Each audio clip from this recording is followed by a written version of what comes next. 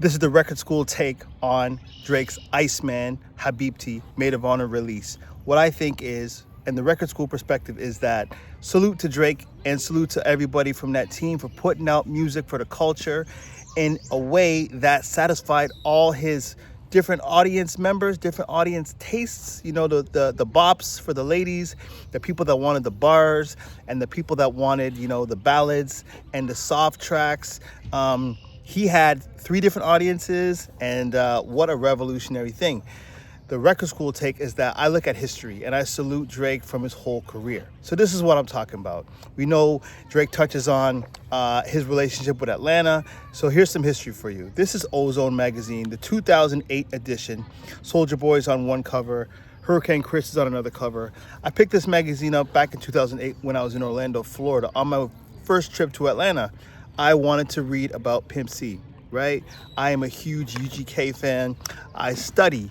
For example, this is a copy, my original copy of Pimp C's biography written by Julia Beverly, which you're probably not going to find this because this is they only printed one edition of this, right? But I study this music and this culture. So when I was in the airport in Orlando, I was flipping through the magazine and I came across this article feature here, The Kid Named Drake. This is in 2008 when the song The City Is Mine was on the radio in Toronto.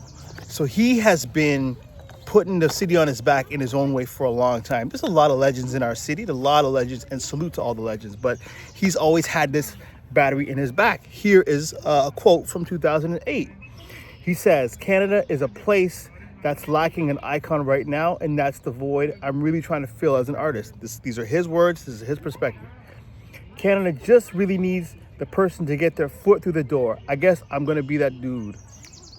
That's what he's been saying since then. And, you know, love it or hate it, right or wrong, you can see that he still has that energy. And I salute any artist that has the will, the musicality, the producers to keep putting out music. You know, hit or miss, but keep putting out music. And I think that needs to be celebrated for us.